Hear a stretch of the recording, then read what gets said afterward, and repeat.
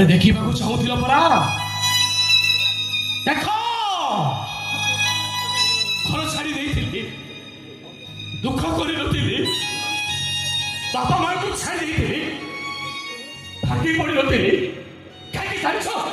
କାହିଁକି ନା ମୁଁ ଜାଣିଥିଲି ଏ ଦୁନିଆରେ ମୋତେ ସମସ୍ତେ ପର କରିଦେଲେ ବି ଜଣେ ମୋତେ ତା ନିଜକୁ ବେଶୀ ନିଜର କରିବ। ଆଉ ସେ ଜଣକ ହେଉଛି, ସେ ଜଣକ ହେଉଛି ମୋ ସାବୁକା। ହେଲେ ତମେ ଶେଷରେ ଏମିତି କଲ କାହିଁକି ସାବୁକା? ଆରେ ମୁଁ ପଚାରୁଛି କଣ ପାଇଁ ତମେ ଏମିତି କଲ?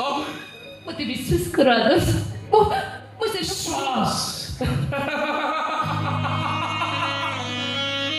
ରାକ୍ଷସ ପରି ଲଙ୍କାର ଥାଇ ବି ସୀତା ସବୁବେଳେ କହୁଥିଲେ ମତେ ନ ପାଇଁ ଶ୍ରୀରାମ ନିଶ୍ଚୟ ଆସିବେ। ଏଇଟା ହଉଛି ବିଶ୍ୱାସ।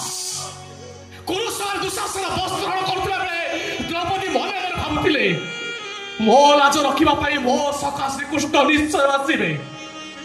ଏଇଟା ହଉଛି ବିଶ୍ୱାସ। ହେଲେ ତମ ଭଳି ବିଶ୍ୱାସଘାତୀ ଘରେ ଏ ଶବ୍ଦଟା କେବେ ବିଶ୍ୱାସ ପାଉନି ସାବୁକା। ଏ ଶବ୍ଦଟା କେବେ ବିଶ୍ୱାସ ପାଉନି।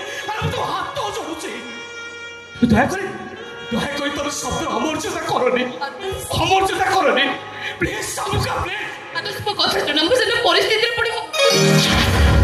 କଣ ହେଇଛି? ହାତ ଯୋଡି ତଳେ ବସଛୁ? ନାଇଁ ଭାଇ।